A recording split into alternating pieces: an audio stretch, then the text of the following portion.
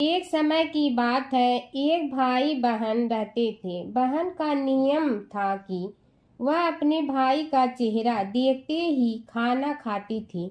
हर रोज वह सुबह उठती थी और जल्दी जल्दी सारा काम करके अपने भाई का मुंह देखने के लिए उसके घर जाती थी।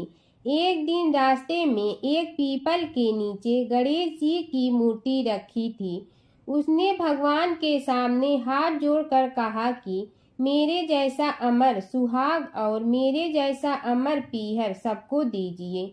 यह कहकर वह आगे बढ़ जाती है। जंगल के झाड़ियों के कांटे उसके पैरों में चुभा करते थे। एक दिन भाई के घर पहुंची और भाई का मुंह देखकर बैठ गई। तो भाभी ने पूछा, पैरों में क्या हो गया है? यह सुनकर उसने भाभी को जवाब दिया कि रास्ते में जंगल के झाड़ियों के गिरे हुए कांटे पांव में चुभ गए हैं। जब वह वापस अपने घर आ जाए तब भाभी ने अपने पति से कहा कि रास्ते को साफ करवा दो, आपकी बहन के पांव में बहुत सारे कांटा चुभ गए हैं। भाई ने तब कुल्हाड़ी लेकर सारी झाड़ियों को काटकर रास्ता साफ कर दिया, जिससे गणेश जी का स्थान भी वहां से हट गया। यह देखकर भगवान गुस्सा हो गए और उसके भाई के प्राण हर लिए। लोग अंतिम संस्कार के लिए जब भाई को ले जा रहे थे तब उसकी भाभी रोते हुए लोगों से कही, थोड़ी देर रुक जाओ, उसकी बहन आने वाली है। वह अपने भाई का मुंह देखे बिना नहीं रह सकती है, उसका यह नियम है। तब लोगों ने कहा, आज तो देख लेगी पर कल कैसे देखेगी? रोज दिन की तरह बहन अपने भाई का मुंह देखने के लिए जंगल में निकली। तब जंगल में उसने देखा कि सारा रास्ता साफ किया हुआ है। जब वह आगे बढ़ी तो उसने देखा कि सिद्ध विनायक को भी वहां से हटा दिया गया है। तब उसने जाने से पहले गणेश जी को एक अच्छे स्थान पर रखकर उन्हें स्थान दिया और हाथ जोड़कर बोली, भगवान मेरे जैसा अमर सुहाग और मेरे जैसा अमर पीहर सबको देना।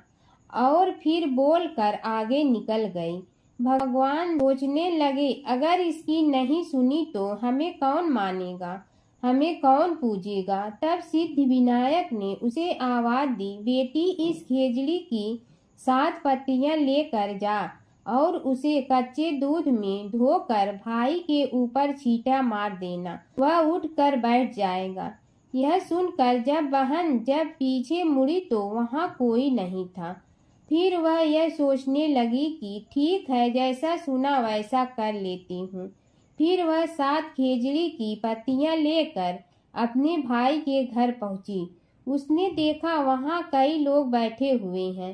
भाभी बैठी रो रही है और भाई की लाश रखी है। तब उसने पत्तियों को बताए हुए नियम के तहत भाई के ऊपर इस्तेमाल किया। तब भाई उठकर बैठ गया। भाई बोला बहन से, मुझे बहुत ही गहरी नींद आ गई थी। तब बहन बोली, यह नींद किसी दुश्मन को भी न आए। और उसने सारी बात अपने भाई को बता दी। हिंदू पंचांग का अंतिम महीना फाल्गुन मास होता है। फाल्गुन मास में महाशिवरात्रि और होली ये 2 सबसे बड़े त्योहार पड़ते हैं जो कि बहुत ही धूमधाम से मनाए जाते हैं। हिंदू धर्म के अनुसार अनेक देवताओं में से एक चंद्र देवता हैं। चंद्र के देवता भगवान शिव हैं और शिव जी ने चंद्रमा को अपने सिर पर धारण कर रखा है। अतः पुराणों की माने तो फाल्गुन मास चंद्र देव की आराधना के लिए सबसे उपयुक्त समय होता है, क्योंकि यह चंद्रमा का जन्म माह माना जाता है। फाल्गुन माह में भगवान श्री कृष्ण की आराधना का भी विशेष महत्व है। इस माह में विशेषकर भगवान श्री कृष्ण के 3 स्वरूपों की पूजा करना बहुत ही लाभदायी माना जाता है।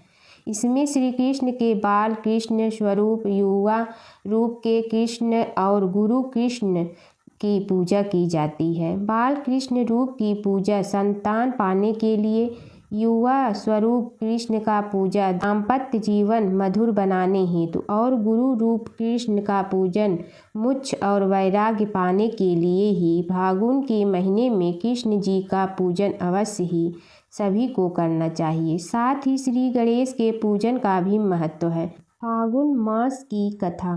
फागुन मास की कथा के अनुसार सतयुग की बात है। उस समय एक बड़ा ही धर्मात्मा राजा का राज्य था। उसके राज्य में एक ब्राह्मण था। उसका नाम था विष्णु शर्मा। विष्णु शर्मा के 7 पुत्र थे और वे सातों अलग अलग रहते थे।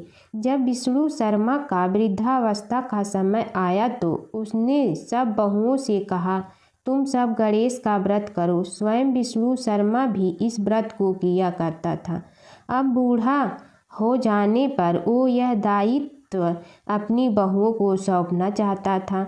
जब उसने बहुओं से इस व्रत के लिए कहा तो बहुओं ने नाक सिकोड़ते हुए उसकी आज्ञा न मानकर उसका अपमान कर दिया। अंत में छोटी बहू ने अपने ससुर की बात मान ली और पूजन के सामान का व्यवस्था करके ससुर के साथ व्रत किया तथा भोजन नहीं किया और ससुर को भोजन करा दिया। जब आधी रात बीती तो विष्णु शर्मा को उल्टी और दस्त होने लगे। तब छोटी बहू ने मलमूत्र में भरे गंदे कपड़ों को साफ करके ससुर के शरीर को धोया और पोंछा। पूरी रात बिना कुछ खाए पिए जागती रही। फिर गणेश जी ने उन दोनों पर अपनी कृपा की। ससुर का स्वास्थ्य ठीक हो गया और छोटी बहू का घर धन धान्य से पूर्ण हो गया। तत्पश्चात अन्य बहुओं को भी इस घटना से प्रेरणा मिली और उन्होंने भी श्री गणेश जी का व्रत किया। अतः फागुन मास में जो भी व्यक्ति सच्चे मन से गणेश जी का व्रत करता है, भगवान गणेश उसकी सभी मनोकामनाएं पूरी करते हैं। भगवान शिव की कथा। प्राचीन काल की बात है। सृष्टि के पालन पोषण के लिए ब्रह्मा, विष्णु और महेश तीनों देवताओं का विशेष स्थान है। इनमें भगवान शिव को भोलेनाथ कहा जाता है क्योंकि वे सच्चे मन से की गई भक्ति से शीघ्र प्रसन्न हो जाते हैं। एक बार देवताओं और असुरों ने समुद्र मंथन किया। मंथन से अनेक रत्न निकले पर अंत में एक भयंकर विष भी निकला जिससे पूरी सृष्टि नष्ट होने का संकट आ गया। तब सभी देवता भगवान शिव के पास पहुँचे। सृष्टि की रक्षा के लिए शिव जी ने वह विष अपने कंठ में धारण कर लिया। विष के प्रभाव से उनका कंठ नीला हो गया। तभी से वे नीलकंठ कहलाए। माता पार्वती ने विष को कंठ से नीचे न जाने दिया जिससे शिव जी की रक्षा हुई। इस महान त्याग से शिव जी ने यह संदेश दिया कि दूसरों की भलाई के लिए त्याग करना ही सच्चा धर्म है। भगवान शिव ध्यान, तपस्या और वैराग्य के प्रतीक है। वे कैलाश पर्वत पर निवास करते हैं, भस्म धारण करते हैं और गले में नाग रखते हैं। उनका डमरू सृष्टि की ध्वनि का प्रतीक है और त्रिशूल शक्ति व संतुलन का। विष्णु जी की कथा। फाल्गुन मास हिंदू पंचांग का अत्यंत पवित्र महीना माना जाता है। यह मास भक्ति, आनंद और मुक्ति का प्रतीक है। इस मास में भगवान श्री हरि विष्णु की पूजा विशेष फलदायी होती है। प्राचीन काल की बात है। एक नगर में धर्मपाल नाम का एक निर्धन किंतु अत्यंत धर्मनिष्ठ व्यक्ति रहता था। वह न तो अधिक पूजा पाठ जानता था और न ही उसके पास धन था, परंतु उसके हृदय में भगवान विष्णु के प्रति अपार श्रद्धा थी। फागुन मास के आने पर वह प्रतिदिन प्रातः स्नान कर भगवान विष्णु का स्मरण करता और तुलसी दल अर्पित करता। होली के दिनों में जब लोग रंग उत्सव में मग्न रहते तब भी वह हरि नाम का जाप करता रहता। एक दिन किसी कारणवश वह पूजा न कर सका। मन में ग्लानि हुई और रात को उसने भगवान विष्णु से क्षमा याचना की। उसी रात उसे स्वप्न में विष्णु ने दर्शन दिए और कहा, हे भक्त, फागुन मास में जो भी व्यक्ति श्रद्धा से मेरा स्मरण करता है, मैं उसके सभी पाप हर लेता हूँ। भक्ति में विधि नहीं, भाव प्रधान होता है। कुछ समय बाद धर्मपाल के जीवन की सभी कठिनाइयाँ दूर हो गई। उसके घर में सुख शांति और समृद्धि आ गई। अंत समय में उसे वैकुंठ लोक की प्राप्ति हुई। भगवान शिव और कृष्ण जी की कथा हिंदू धर्म में महत्वपूर्ण स्थान रखती है। ये कथाएं अक्सर एक दूसरे से जुड़ी हैं, जिनमें शिव को कृष्ण का भक्त और कृष्ण को शिव का आराध्य बताया गया है। पुराणों में शिव और कृष्ण के कई लीलाओं का वर्णन है। कृष्ण के दर्शन के लिए शिव का साधु वेश में गोकुल जाना। एक पौराणिक कथा के अनुसार भगवान शिव एक साधु का वेश धारण करके गोकुल में कृष्ण के दर्शन के लिए गए थे। मैया यशोदा ने उन्हें भिक्षा देने के लिए आई, लेकिन शिव ने कृष्ण के दर्शन के अलावा कुछ भी स्वीकार करने से इनकार कर दिया। यशोदा ने पहले तो मना कर दिया, लेकिन बाद में पूर्णमासी काकी के समझाने पर उन्होंने कृष्ण को साधु के सामने प्रकट किया। शिव ने कृष्ण के दर्शन किए और उनके चरणों की छाप छोड़कर चले गए। यशोदा और नंद राय समझ गए कि यह कोई साधारण साधु नहीं था, बल्कि कोई दिव्य पुरुष था। नारद मुनि का घमंड। एक बार नारद मुनि को अपने ज्ञान और भक्ति पर घमंड हो गया। कृष्ण ने नारद मुनि की परीक्षा लेने के लिए उन्हें एक गांव में भेजा, जहां एक महिला अपने पति के बीमार होने पर बहुत दुखी थी। नारद मुनि ने महिला को समझाया कि वह भगवान से प्रार्थना करे, लेकिन महिला ने कहा कि वह अपने पति को कष्ट में नहीं देख सकती। तब नारद मुनि ने राधा से मिलने का फैसला किया। राधा ने नारद मुनि को चरणामृत दिया और कहा कि वह इसे अपने पति को दे। नारद मुनि ने जब राधा से चरणामृत दिया तो उन्हें एहसास हुआ कि राधा का प्रेम कृष्ण के प्रति सबसे महान है। इस घटना के बाद नारद मुनि का घमंड चूर चूर हो गया। नारद मुनि और कृष्ण की लीला। नारद मुनि अक्सर कृष्ण की लीलाओं में शामिल होते थे। एक बार नारद मुनि इंद्र के दरबार से द्वारका जा रहे थे। रास्ते में उन्होंने पारिजात वृक्ष का एक फूल लिया और कृष्ण को दे दिया। कृष्ण ने वह फूल रुक्मिणी को दे। नारद मुनि ने देखा कि कृष्ण ने वह फूल रुक्मिणी को दिया तो उन्हें बहुत खुशी हुई। एक समय की बात है कि विष्णु भगवान का विवाह लक्ष्मी जी के साथ निश्चित हो गया। विवाह की तैयारी होने लगी। सभी देवताओं को निमंत्रण भेजे गए, परंतु गणेश जी को निमंत्रण नहीं दिया। कारण जो भी रहा हो, अब भगवान विष्णु की बारात जाने का समय आ गया। सभी देवता अपनी पत्नियों के साथ विवाह समारोह में आए। उन सब ने देखा कि गणेश जी कहीं दिखाई नहीं दे रहे हैं। तब वे आपस में चर्चा करने लगे कि क्या गणेश जी को कोई न्योता नहीं दिया है या स्वयं गणेश जी ही नहीं आए हैं। सभी को इस बात पर आश्चर्य होने लगा। तभी सब ने विचार किया कि विष्णु भगवान से ही इसका कारण पूछा जाए। विष्णु भगवान से पूछने पर उन्होंने कहा कि हमने गणेश जी के पिता भोलेनाथ महादेव को न्योता भेजा है। यदि गणेश जी अपने पिता के साथ आना चाहते हैं तो आ जाते।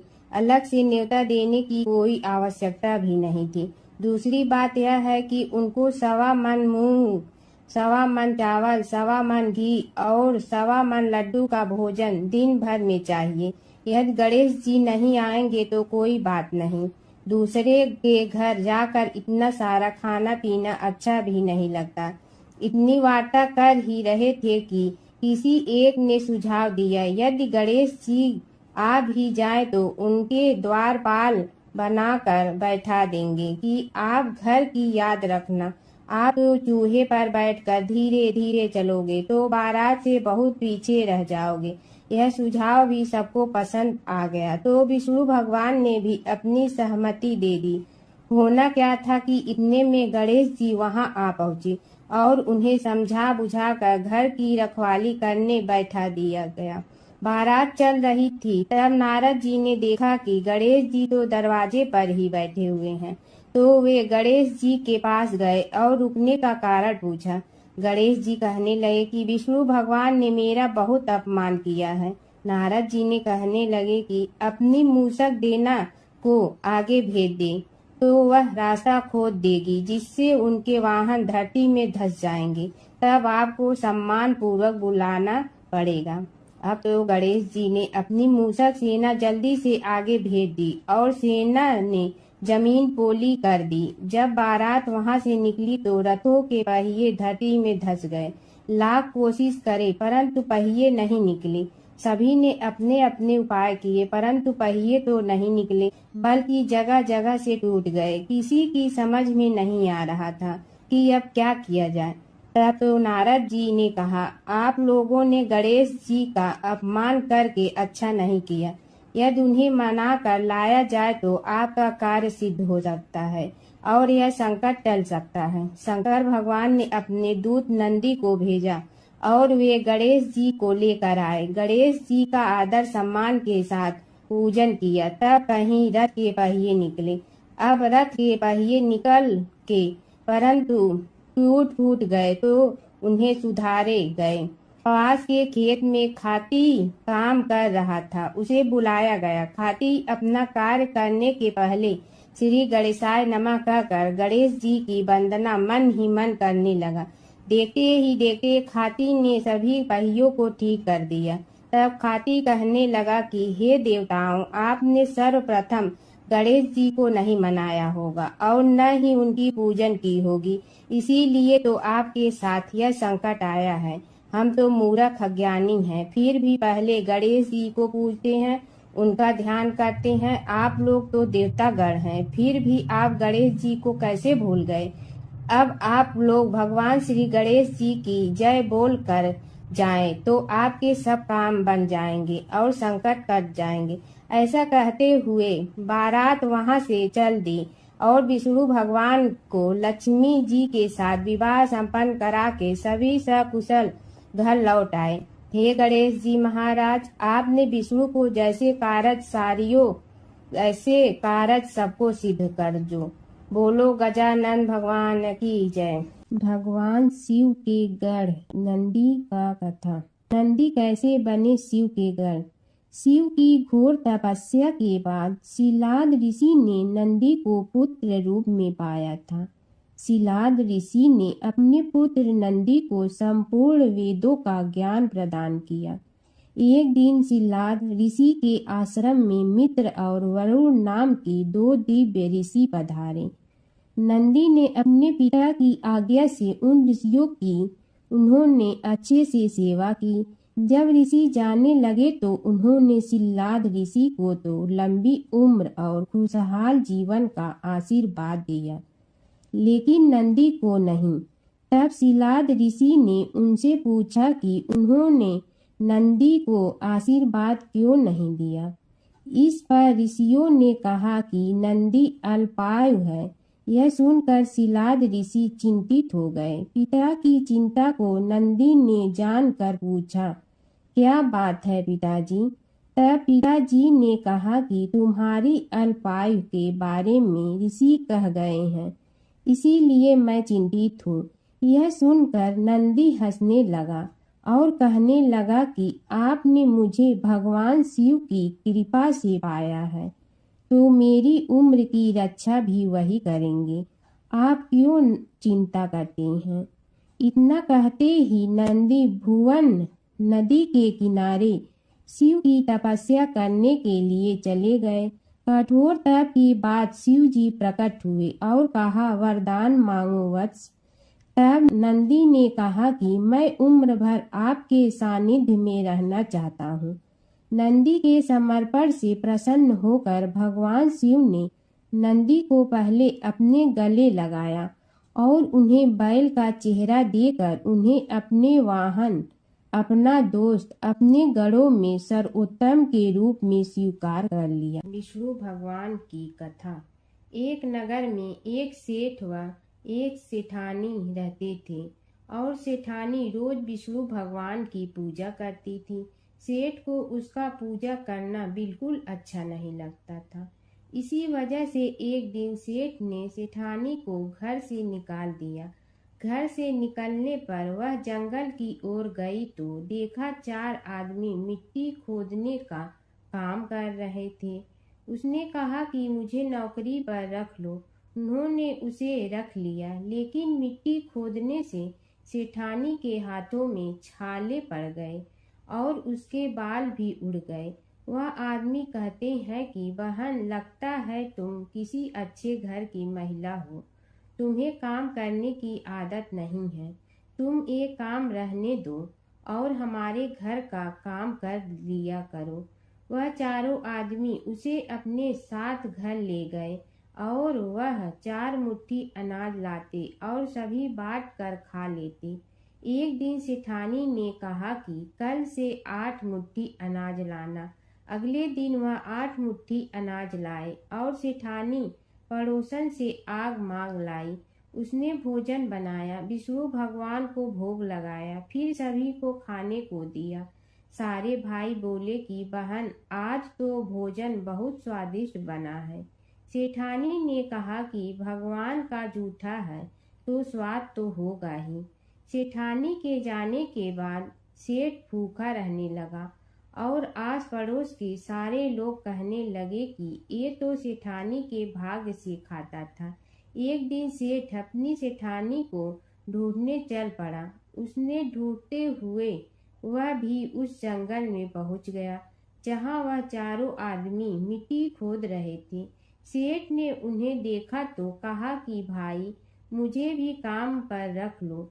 उन आदमियों ने उसे काम पर रख लिया, लेकिन मिट्टी खोदने से उसके भी हाथों में छाले पड़ गए और बाल उड़ने लगे। उसकी यह हालत देख चारों बोले कि तुम्हें काम की आदत नहीं है, तुम हमारे साथ चलो और हमारे घर में रह लो। सेठ उन चारों आदमियों के साथ उनके घर चला गया और जाते ही उसने सेठानी को पहचान लिया, लेकिन सेठानी घूंघट में थी तो सेठ को देख नहीं पाई। सेठानी ने सभी के लिए भोजन तैयार किया और हर रोज की भांति विष्णु भगवान को भोग लगाया। उसने उन चारों भाइयों को भोजन परोस दिया, लेकिन जैसे ही वह सेठ को भोजन देने लगी तो विष्णु भगवान ने उसका हाथ पकड़ लिया। भाई बोले कि बहन, ये तुम क्या कर रही हो? वह बोली, मैं कुछ नहीं कर रही हूँ, मेरा हाथ तो विष्णु भगवान ने पकड़ लिया है। भाई बोले, हमें भी विष्णु भगवान के दर्शन कराओ। उसने भगवान से प्रार्थना की तो विष्णु जी प्रकट हो गए। सभी ने दर्शन किए। सेठ ने सेठानी से क्षमा मांगी और सेठानी को साथ चलने को कहा। भाइयों ने अपनी बहन को बहुत सा धन देकर विदा किया। जब सेठानी के साथ सेठ भी भगवान विष्णु की पूजा करने लगा और उनके परिणाम से उनका घर अन्न धन से भर गया। एक बार अपने पुत्र के खातिर भगवान शिव और श्री कृष्ण के बीच छिड़ गया था प्रलयंकारी युद्ध। भगवान शिव जहाँ प्रलय के देवता हैं, वहीं श्री कृष्ण पालन करता। दोनों के कारण ही यह जगत सुचारू रूप से चल रहा है और दोनों महाशक्तिशाली हैं। लेकिन कभी आपने सोचा है कि अगर कभी दोनों में युद्ध हुआ तो उसका इस संसार पर क्या असर पड़ेगा और दोनों में से विजयी कौन होगा? चलिए जानते हैं एक पौराणिक कथा जहां इन दोनों के भयंकर युद्ध का वर्णन मिलता है। पौराणिक कथा के अनुसार एक बार राजा बलि के सबसे बड़े पुत्र बाणासुर ने शिवपुत्र कार्तिकेय की सुंदरता से मोहित होकर भगवान शिव का पुत्र बनने की इच्छा जताई। उसने भगवान शिव की कठोर तपस्या की, जिसके बाद शिव जी ने उसे अपने पुत्र के रूप में स्वीकार कर लिया। एक समय ऐसा आया जब बाणासुर की पुत्री उषा को श्री कृष्ण के पुत्र अनिरुद्ध से प्रेम हो गया। उषा की मायावी मित्र अप्सरा चित्रलेखा ने अनिरुद्ध और उषा का गंधर्व विवाह करा दिया। जब बाणासुर को यह बात पता चली तो उसने अनिरुद्ध का अपहरण कर उसे अपना बंदी बना लिया। फिर क्या था, श्री कृष्ण ने अपनी पूरी सेना के साथ बाणासुर की नगरी पर धावा बोल दिया। श्री कृष्ण और बाणासुर का युद्ध। बाणासुर श्री कृष्ण की नारायणी सेना से अकेले नहीं लड़ सकता था, इसलिए उसने भगवान शिव से मदद मांगी। अब युद्ध में श्री कृष्ण की नारायणी सेना के विरुद्ध बाणासुर की सेना के साथ भगवान शिव और कुमार कार्तिकेय भी लड़ रहे थे। युद्ध इतना भयानक था कि एक पल को लगा कि भगवान शंकर ने अग्निशस्त्र से गरुड़ पर सवार श्री कृष्ण, बलराम और प्रद्युम्न मारे गए। लेकिन उसी समय श्री कृष्ण ने वरुणास्त्र का प्रयोग कर महादेव के अग्नेस्त्र को शांत कर दिया। फिर शिव जी के अस्त्रों के जवाब में श्री कृष्ण ने वैष्णवास्त्र का प्रयोग किया, जिससे संपूर्ण जगत अंधकार में डूब गया। गुस्से में भगवान शंकर ने 4 पंखा वाला बाण अपने हाथ में ले लिया तो श्री कृष्ण ने जीभरास्त्र उठाया। इस तरह यह युद्ध समय के साथ विकराल हो गया और इस युद्ध से समस्त सृष्टि में हाहाकार मच गया। तब ब्रह्मा जी को युद्ध रोकने आना पड़ा। उन्होंने दोनों को सारी स्थिति स्पष्ट की कि किस प्रकार उनके युद्ध से संसार का विनाश हो रहा है। उनके समझाने के बाद महादेव युद्ध में पीछे हट गए, लेकिन कार्तिकेय और बाणासुर भगवान श्री कृष्ण से युद्ध करते रहे। जब श्री कृष्ण ने बाणासुर को परास्त किया, अंत में भगवान श्री कृष्ण ने युद्ध में बाणासुर को पराजित करने के लिए अपना सुदर्शन चक्र प्रयोग किया और उसकी मदद से बाणासुर के सहस्त्र भुजाओं को काट डाला।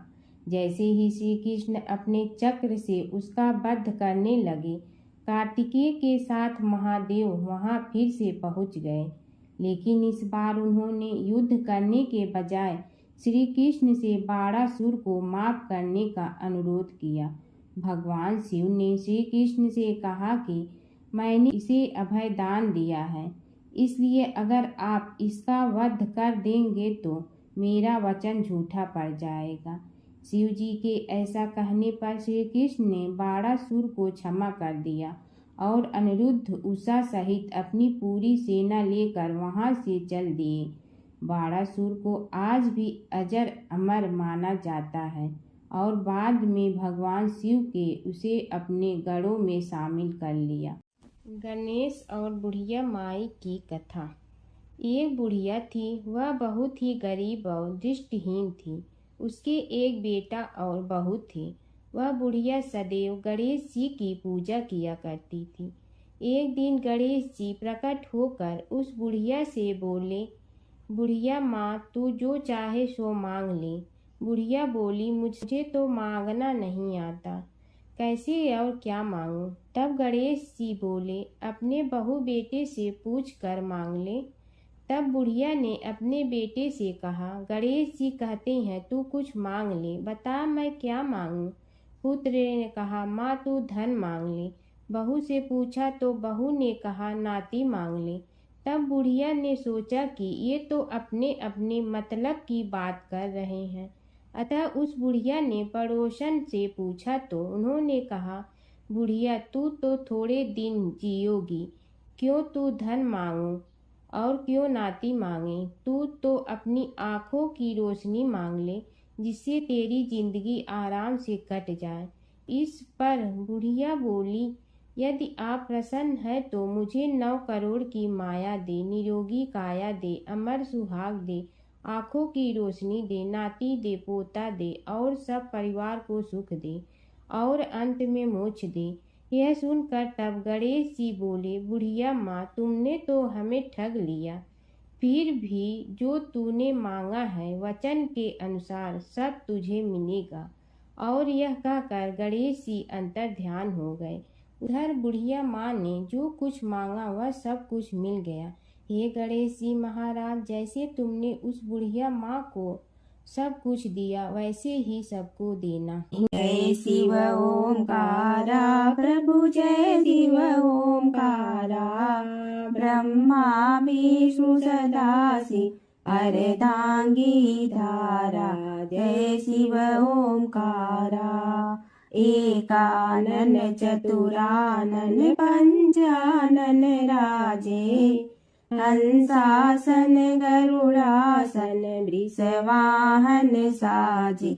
जय शिव ओंकारा, दो भुज चार चतुर्भुज दस भुज अति सोहे, तीनों रूप निरखते त्रिभुवन जन मोहे। जय शिव ओंकारा, अक्षमाला बनमाला मुंडमाला धारी, चंदन मृग मद सोहे भोले शुभकारी। जय शिव ओंकारा, श्वेतांबर पीतांबर बागंबर अंगे, ब्रह्मादिक सनकादिक प्रेतादिक संगे। जय शिव ओंकारा, कर के मध्य कमंडलु और त्रिशूलधारी, सुखकारी दुखहारी जग पालनकारी। जय शिव ओंकारा, ब्रह्मा विष्णु सदाशिव जानत अविवेका, रणवाचर में शोभित ए तीनों एका। जय शिव ओंकारा, त्रिगुण स्वामी जी की आरती जो कोई नर गावे, कहत शिवानंद स्वामी मन वांछित फल पावे। जय शिव ओंकारा, प्रभु जय शिव ओंकारा।